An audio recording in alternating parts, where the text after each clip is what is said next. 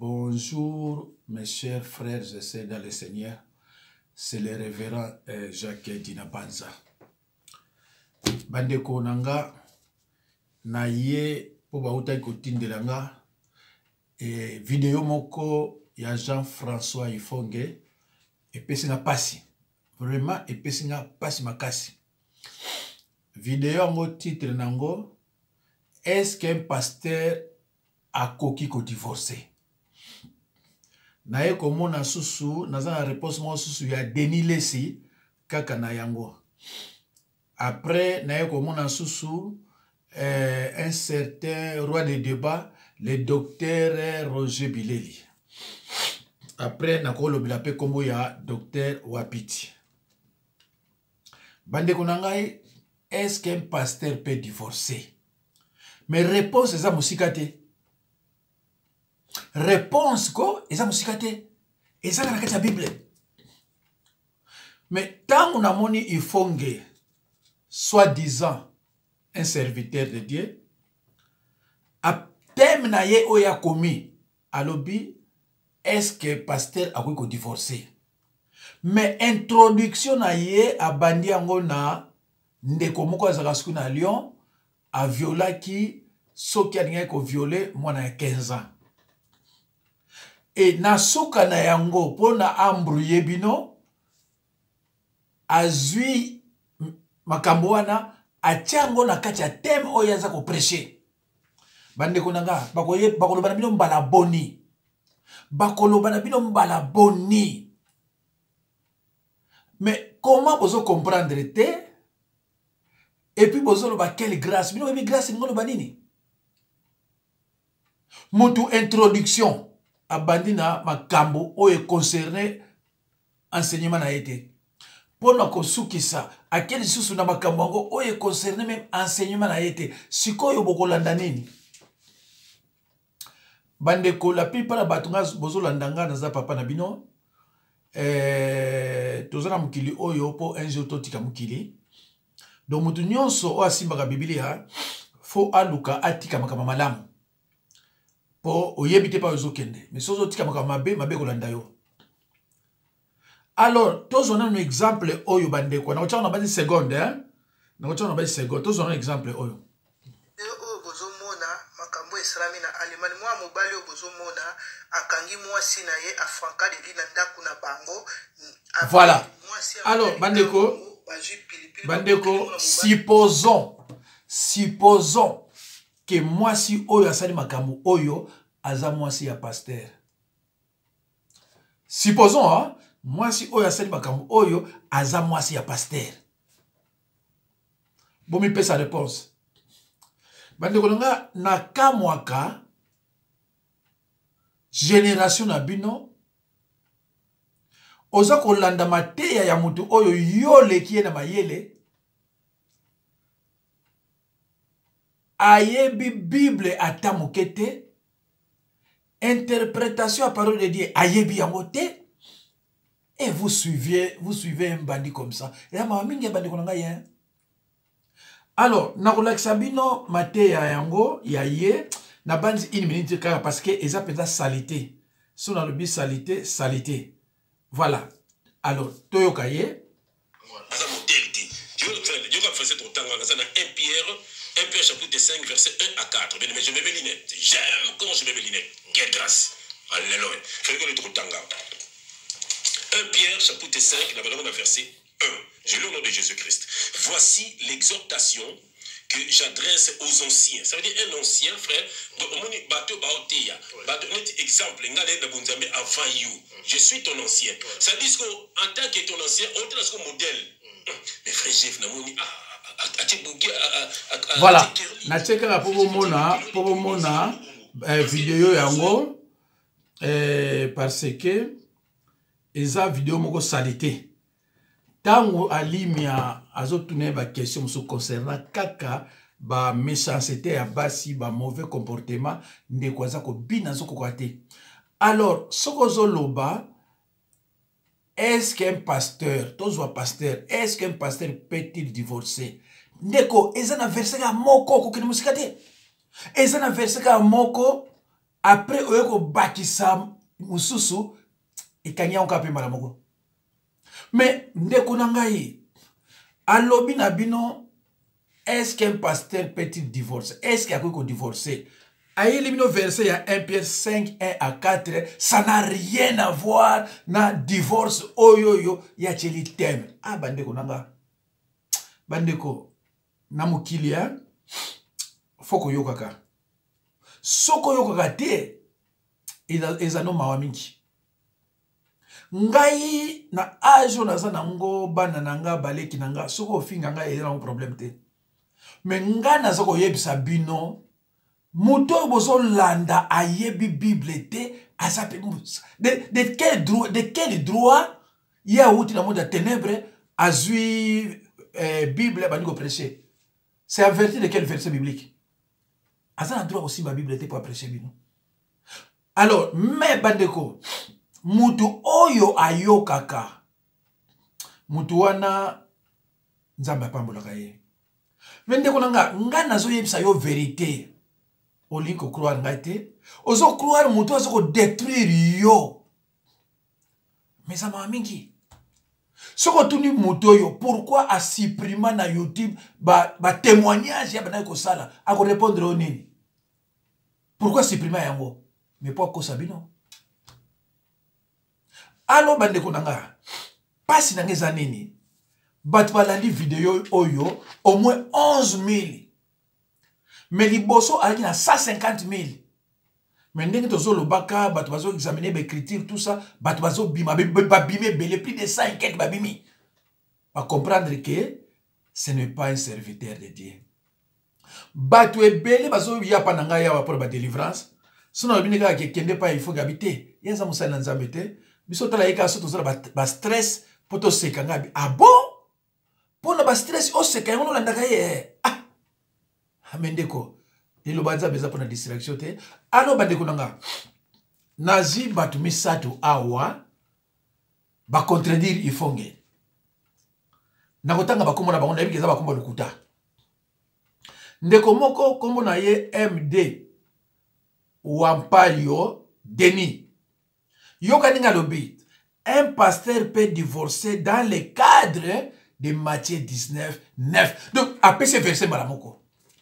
Verset oyo ye oyo ezo lobi la makamutu ya divorce on a verset wangoyo ndeko oyo apesi. Mais je me demande yo ndeko oyo oleki mutu oyo na mayele oleki na Bible. Mais ozolandaye pourquoi?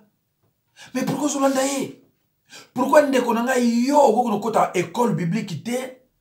Basala nzambe baza mingi te obanda ko prêcher obanda ko prêcher o changer batou ke olanda ka mutu aboye. Aucune prophétie de l'écriture ne peut être un objet d'interprétation particulière.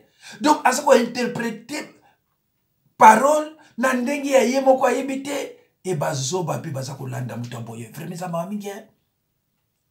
Dans le garçon oyo, réponse les claire, hein? Alors, un pasteur peut divorcer dans le cadre de Matthieu 19, 9. Donc, comment on a? Tu es content de Moutami Balé. Moutami Balé, sur 11 000 personnes, 3 kaka. D'accord? Botala, nzela ya muke, na nzela ya munene au Bible lobeli, hein? Nzela ya munene, ya munene mabatola na enfer. Menzela ya muke ya ngono yeba bato na lola. Tala sur 11 000 bato mayele ka misato. Bato mayele ko misato kaka. Nazui mama ndeko oyo Nicolas Tassa. T accent asa. Alobi. Le pasteur peut divorcer lorsque ça nécessite la nécessité oblige. Mais, Moutamayele. Alors, un pasteur peut divorcer lorsque la nécessité l'oblige. Et ça, comme on a montré, on a alimia, faut traiter kana mutaboye, zoba eza biblique, zoba eza kofingate. A traiter kana mutaboye, donc parce que on balé baza bata ténèbres, sinon ce n'est pas possible. Azo l'appelle grâce. Prophétesse, vous savez, autobibisation, bolanda kayete, azamuta misala, azamuta monde na bisote. Aïe, bande kunanga, ezamawa. Alors, mutamisa tu kombone nani. Mutamisa tu kombona ye, l'air de la vérité. Acha kombona l'air de la vérité. L'air de la vérité, le Bible. L'infidélité n'est pas l'adultère, mais fait partie de l'adultère. Ah, mon cher, tala l'air de la vérité, oh yondenga za kwa saigner ifonge. Ifonge alobi, sauf ce qui m'a Françoise ne oya pesaka kindoki, oya kumisaka l'air nyonso a initié, je vous dis qu'il a initié la sorcellerie. Alobi soki ake osala kobo wanande toko divorcé babengi yango infidélité. Yango na mama oyo na yebite soki mama tombali alobi l'infidélité n'est pas l'adultère mais fait partie de l'adultère. Tango Bible la biso ke Saoul a commis l'adultère. Non, Saoul a commis l'infidélité. Est-ce que ça n'a pas rapport à la sexualité? Ah, bandeko nanga, tout ça, tout le banini. Bandeko, ce que j'ai toujours dit à mes fidèles, ne soyez pas non fanatiques. Soyez plutôt des fanatiques de la parole de Dieu. Vraiment, ceux qui ont au vent, il faut que, ah, osama yé, c'est qu'on a vrai zoba. Parce que moi na oyo ayebi na yeli lobata mukete suka tangi ayebi na yeli lobata mukete en plus aouti na monde de ténèbres ayebi rien tala azuzu la verset 1 Pierre 5 1 4 ils ont lobela verset oyo ni ko lobambara moko verset oyo ndeko oyo apesi dès le début alobi 1 Pierre 5 1 4 atiki akeko zwa 1 Corinthiens 10 30 atiki Aki kozwa 1 Corinthiens 6, 18, ils ont parlé d'un divorce, c'était. Aki kozwa Matthieu 19, 9, à la fin, a interprété ma paix. Bandeko, topé ça nos réponses. Topé ça nos réponses. Topé sa réponse. Dans Matthieu 19, 9, hein, bandeko. Matthieu 19, 9, hein, boyo. Alors, mais, je lis au nom de Jésus-Christ, mais, je vous dis que c'est lui qui répudie sa femme, sauf pour l'infidélité. Ici, Jésus-Christ s'adresse aux serviteurs de Dieu. Yé aza frère net yo, ministère de frère des alagate. Yé aza frère te, parce que un sataniste aza frère te. Mais yo aza frère, yé aza frère. Ministère de frère des alagate. Ministère de frère des athées. Mais comment yondeko osako tika ba enseigne kayona un certain mutu qui se proclame être frère. Yom toza vrai frère. Osako zoa dans le monde spirituel, le chat est appelé par son nom. Osako zoa mutu moko boye pour azol banayo ke est-ce que il a ce droit de juger un pasteur? Est-ce qu'il y a ça droit wana? Supposons qu'il y a un sataniste, c'est un frère. Est-ce qu'un frère a le droit de juger un pasteur? Pasteur azoba zate. Pasteur azoba azalate. À moins que, bah, oh, parce que pasteur te dit, bah, wale ça, tout ça, ce ne sont pas des pasteurs. Non, pasteur azoba azalate. Vous avez Marcelo, banani. Non, ça, ce ne sont pas des pasteurs. Parce que yo yebino bibliothèque. Yo yebino bibliothèque. On comprend à travers. Parce que ceux qui ont déjà, il faut que c'est que ça zoba ya zoba. Zoba pesa ya zoba. Tala nyambru yebino. Alors bien il y a divorce ake ko zo makamu moko ya libanda ya viol o etali enseignement te a côté sinakati ambriye bino ngai na pouti ko prêcher l'ennemi ne peut pas lire nos pensées car elles sont protégées par les casques de sali botala oyo balinga liloba solo bakomona yango soko landi yango du début jusqu'à la fin. Vous avez un casque de sali. Alors, yo siko mwana nzambe, à partir ya ye, ya introduction na ye, mais bima okolanda ite, aibi le côté. Alors, yoka awa, 9. Mais je vous dis que c'est lui qui répudie sa femme, sauf pour infidélité. Alors, cas d'exception. Cas d'exception côté. Alors, Jésus permet à ses serviteurs de divorcer. De divorcer. Mes chers frères et sœurs, chers amis,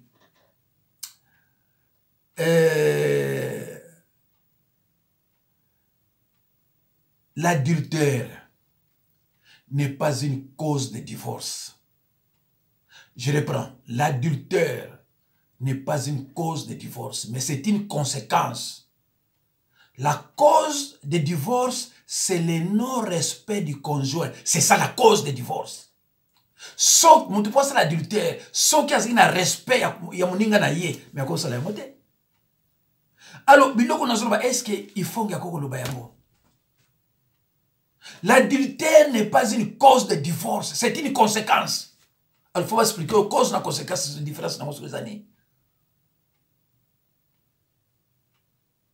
Na regretté tant nous sommes nanga oyo wapayo Nicolas Tassa l'ère de la vérité bananga bona na mateya nanga bino pe bo prêcher nzamba opambola bino mais soko zo na mateya ya ye nani oyo aventurier mususu nani Denis Lessi docteur Roger Bileli ndeko na ngai oko ozo kende bipai moko bakende kete peut-être lui le baté peut-être lui le baté je considère n'importe qui.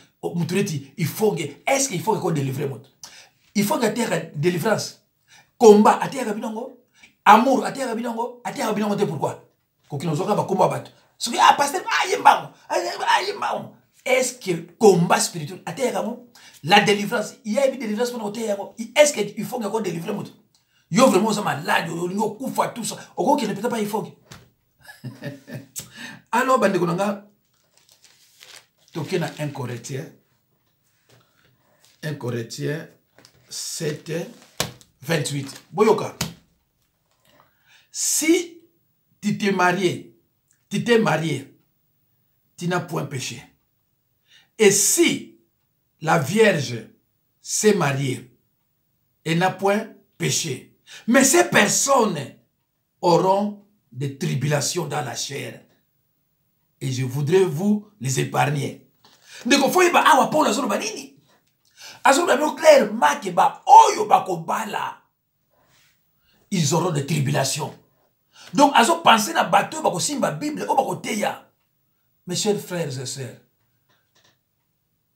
bapôtre à Jésus-Christ, boni ba yako bala. Boni, est-ce que vraiment o ba bengi vraiment ça na nzambe ako bala azana bana mi bale mi satumine? Pourquoi nga mateya nanga bakabola kangote bakakola kangote?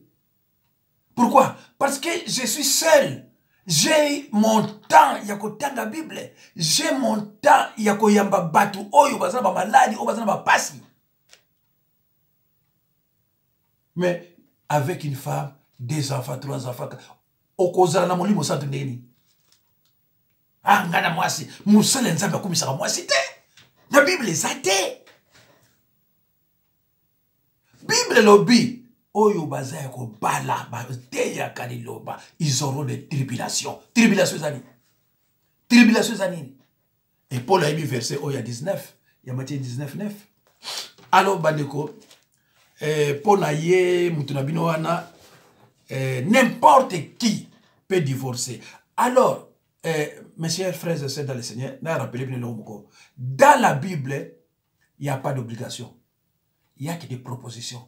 Obligation de la Bible exacte. Si vous avez le Kowana, vous avez makabepele et le côté. Kaka ifonge alubi moi si soko boti bana, mais babala été bana wana nzambe aibi bangote. Aucune référence biblique. Dans la aucune référence biblique. Dans la Bible, il n'y a pas d'enfant. Bana ya malédiction balakate. Oh, yo mususu Roger Bileli, moi si sur babala qui osaki vierge tant bano akufi, vous êtes considéré comme prostitué. Aucune référence biblique. Ah, Pourquoi traumatiser les femmes? Bon, comme ça, sexe, on dirait ça péché à koleka kindoki. Est-ce que moi, c'est à 22 ans, basanga na mbala à 24 ans, bangon balé ba balate, la femme a été déjà déflorée. Est-ce que va péché? Ce que va péché là, c'est un verset biblique. Parce que interprétation à la Bible est boyé bien côté.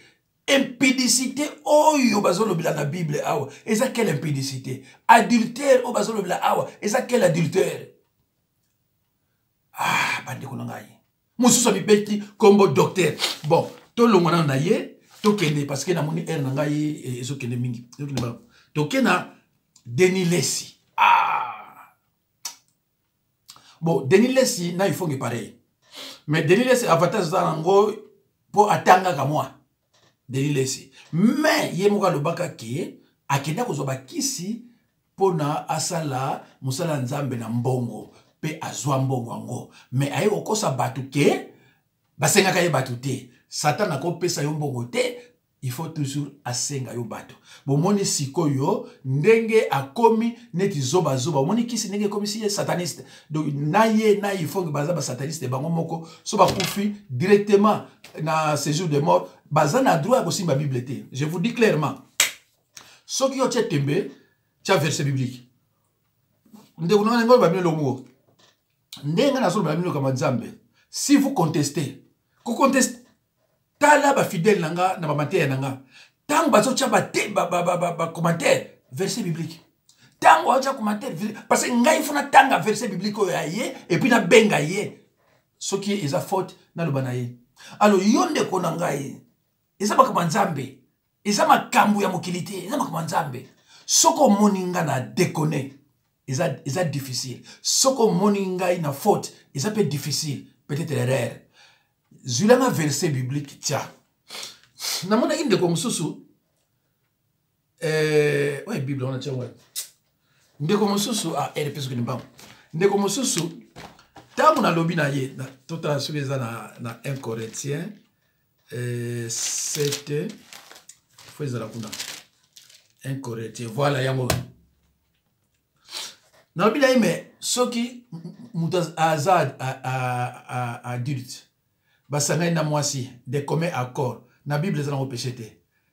Ah batombo ki ba bien te za péché. Et verset Bible ba pesanga yango yo. Toutefois pour éviter l'impudicité que chacun ait sa femme et chaque femme ait son mari. Ça c'est un conseil.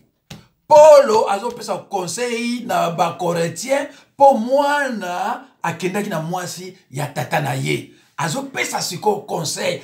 Aza ko ordonné te. Parce que ce qui a ordonné à l'obiboye, tout ça va verset biblique neti bana Israël. Tribu ya bana Israël et ça la mandenge nini. Jacob n'a deux femmes mariées légitimement. Ba servante bazaki mariée te. Faut la Bible hein? Abraham après la mort de sa femme, Azu Ketura, mais à côté des concubines. Mais la Bible ne parle jamais que Abraham a péché. Au contraire, bazo benge homme de la foi. Ndeko nanga, so so nanga batimete ba ifonge hein. Ozo l'exatan pe oza zoba akokomi soso zoba ya zoba parce que ayebi ni lobate. Ba disciple nanga ba ko enseigner. Même docteur Roger Bilel ozo ba kaza docteur. Alors bandeko na silisi na Denis Lessi ayebi ni lobate. Na bino bino yepa ayebi ni lobate. Voilà. Alors tokina Roger Bileli. Roi des débats. Roger Bileli aza roi des débats. Et ça na Paulo je crois na prophète Silas. Et puis Paul discutait avec pour faire comprendre le balanzambe. Yes comme passage on a commis sango débat. Alors que et puis azo senga pe débat. Alors que la Bible pasteur na apôtre débat Israël. Et ça donc, garçon Oyo, pardon, ce monsieur qui se déclare être docteur de la loi spirituelle, Roger Bileli. Alors, bah, Bileli, ils ont un verset biblique. Alors, dans lundi sous yé, dans l'examen, ni peut-être bon dans lundi sous enseignement na yé, alors est-ce qu'un pasteur peut-il divorcer? Dans l'examen, yango. Voilà. Dans la minute, mais déjà, vous êtes quand même suffisamment éclairé. Voilà. Donc, yépe awa à foutre merde. Un chrétien peut-il divorcer? Comment on y est? C'est par rapport. Ah! Oh là là. Voilà. Oh là là là là. On a voulu que ça yango. Bon, mon ami. Avec Omer, profitez d'un séjour en famille dans Bon, mon la ami, mais l'onguia, les gens qui ont yango. Pour n'avoir contesté, makambo yo ngana zoloba.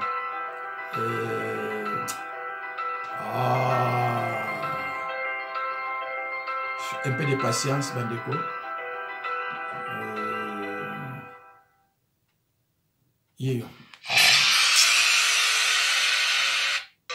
En réalité, c'est au fait de nous, l'Église, avant de venir sur la face de la terre, c'est au fait de la présentation que Dieu... Voilà. Nabanzi bomoniye.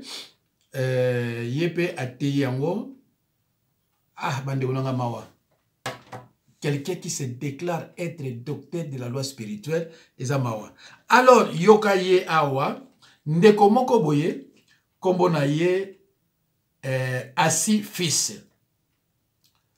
A corriger ye. Yoka ne alobi na ye. Sur quel verset vous appuyez-vous pour faire de telles affirmations jusqu'à 15e minute? Donc, de 0 minute à la 15e, merde na merde. Parce que corriger, bah clair. Sur quel verset? Donc verset exact. Azolo bakari bilobela na bilobela. Mais Abibengi, docteur de la loi spirituelle. Qu'est-ce qu'on attend par docteur de la loi spirituelle? Naza ko répondre yé le sous pour nous faire comprendre que allons la titre yaki docteur oyazanango.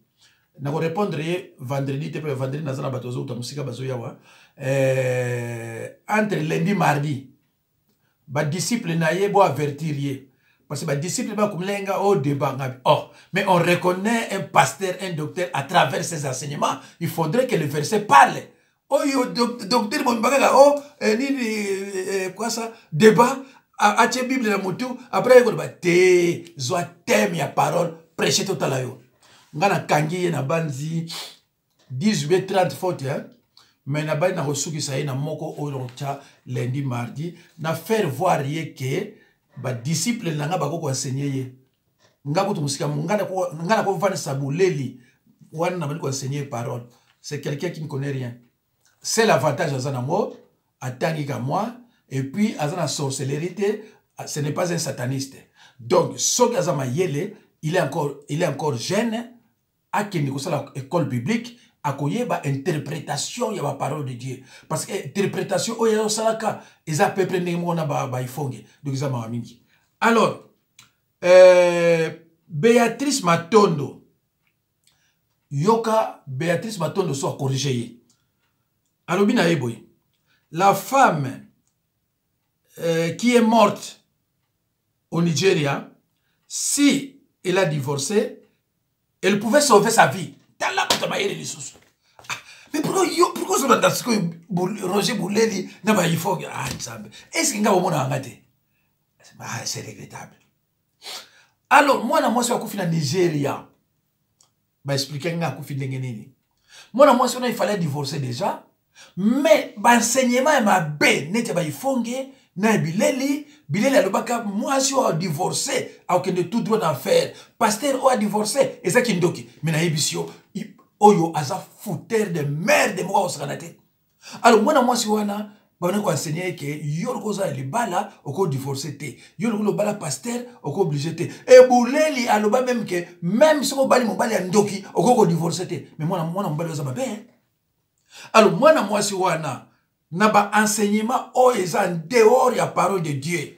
Et c'est nga qui avant de les bala, ti liwa eye komemaye. Mais si on va divorcer, quand on y est, mes chers frères et sœurs dans le Seigneur, toku misaka divorce était, mais ce qui est commis en faire, au confanda toujours, na divorce était. Voilà.